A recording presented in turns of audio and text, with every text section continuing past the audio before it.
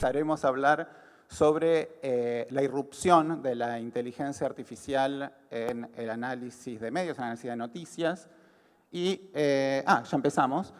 Y bueno, este es un tema que viene desde hace tiempo. Ya en los 80s estaba la idea de, digamos, inteligencia artificial participando en los medios. Existió, digamos, apareció Max Headroom, que era una presencia de inteligencia artificial que discutía las noticias y era un presentador.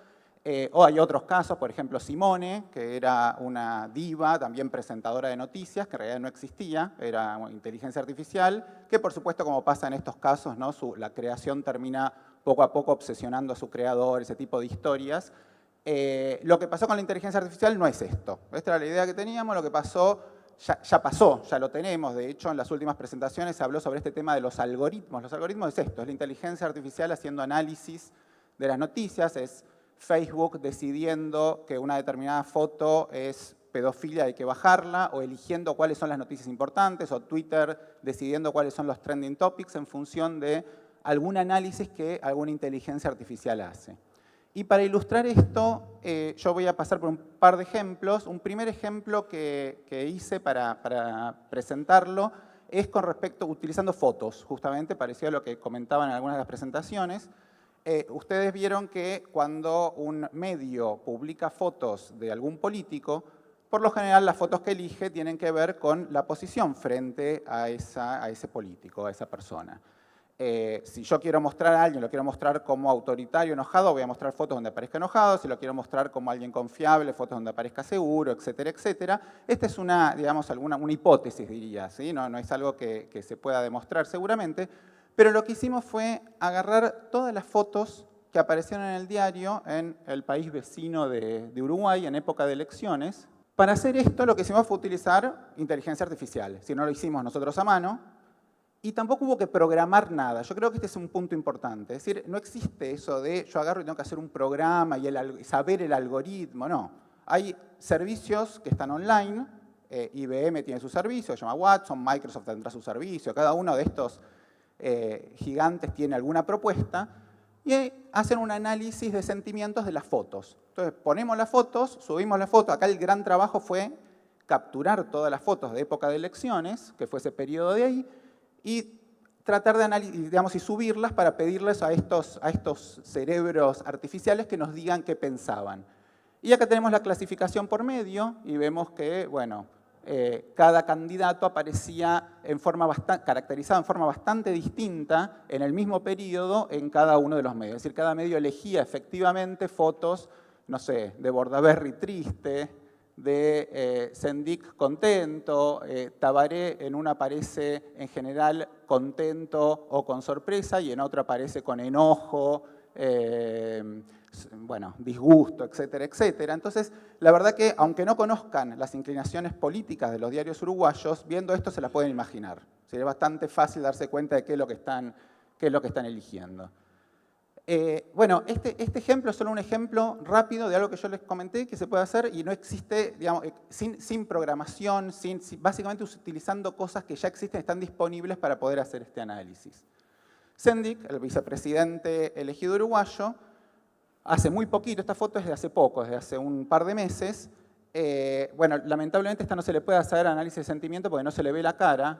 Está saliendo de un tribunal, se le hizo un juicio porque él decía que era licenciado, defendió que era licenciado y hay una duda bastante grande sobre su licenciatura. Entonces empezó a hacer este cuestionamiento de si era licenciado o no, acá está saliendo de tribunales.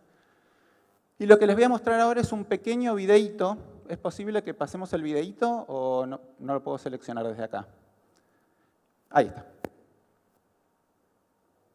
Sin audio. Bueno. Hola, me llamo Sendik. No. Bueno, en este video, son 30 segundos nada más. En este video Sendik básicamente lo que dice, después aparece escrito en el próximo slide, así que no hace falta, pero me está bueno que lo vean igual. Básicamente está en una entrevista, en un programa de noticias, en el cual él defiende que tuvo el título, que ganó medalla de oro, que su título cursó genética en Cuba y que, bueno, a partir de nada, defiende básicamente eso. De hecho, todo el problema empezó porque un periodista descubrió que no existía licenciatura en genética en Cuba en la época que había estado Sendik allá. Entonces, nosotros una cosa que hicimos con esto fue decir, bueno, ¿yo puedo hacer lo mismo que hice con las fotos, con el video? De hecho, parte de estos servicios, esta inteligencia artificial que está dando vueltas, permite analizar video, hace este sentiment analysis, análisis de sentimientos del video, de las caras de la persona, del tono de voz con el cual dice las cosas, y el experimento que se nos ocurrió es hacer ese análisis y ver qué nos dice sobre el sentimiento que se está transmitiendo y a la vez cruzarlo con el discurso. Entonces, en la parte de abajo vemos el discurso, en la parte del medio, perdón. Fue la apertura democrática en Uruguay, vinimos para acá, hace 5 años hice una licenciatura en genética, es cierto que tuve la medalla de oro en 2 o 3 años seguidos, etcétera, etcétera. Las otras líneas muestran lo que nos devolvió la inteligencia artificial con respecto al análisis de la expresión facial y del tono de voz.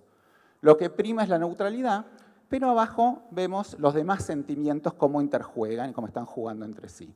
Y hay varias cosas curiosas, la verdad que en 15 minutos no da para hacer un análisis muy largo de esto, pero muy velozmente hay un sentimiento, hay una situación de, digamos, muy rara, muy llamativa, contradictoria, entre hechos que son hechos objetivamente alegres, me recibí, gané medalla de oro, recuerdo de épocas de juventud en las cuales pasaron cosas buenas, y cuando uno mira el análisis corresponde con los picos de tristeza y de sorpresa. ¿Sí? Son picos de tristeza cuando aparecen esas cosas.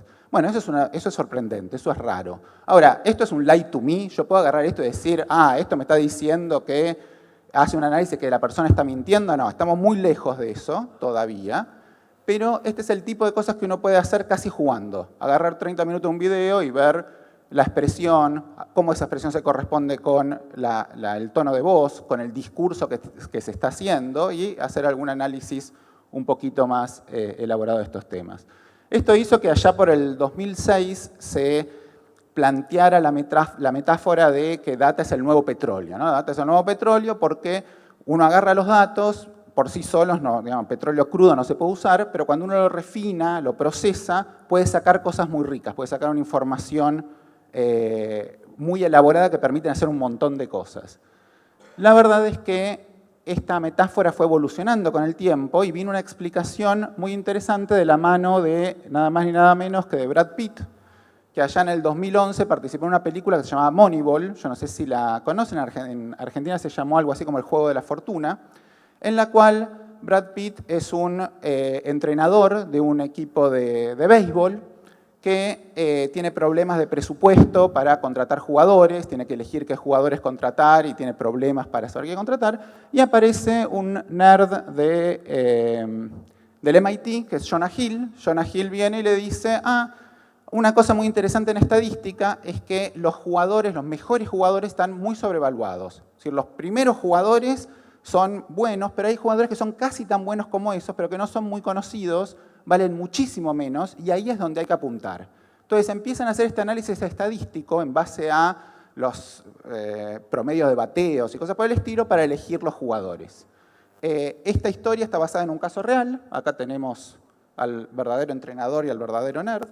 Y uno de los puntos en esta foto es que hay 2 roles importantes, el entrenador, que es el que maneja el problema, digamos, el que maneja el negocio, Jonah Hill, el que maneja la tecnología y la estadística y cómo hacer ese trabajo, y falta una persona, falta un rol, digamos. Obviamente hay un rol poco importante que es el de los jugadores en sí, es decir, los jugadores son el objeto que se compra, se vende, qué sé yo, pero el rol que falta es es un señor que se llama Jan Laman, y Laman es la persona que juntó los datos. Es la persona que hizo toda la recolección de información que permitió a Jonah Hill de la realidad, hacer estos análisis.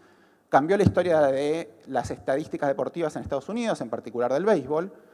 Y la verdad que no aparece, está por atrás. Esta persona es un curador de datos, es un nuevo rol, digamos, del lado informático, no del lado de medios, porque al fin y al cabo es el editor.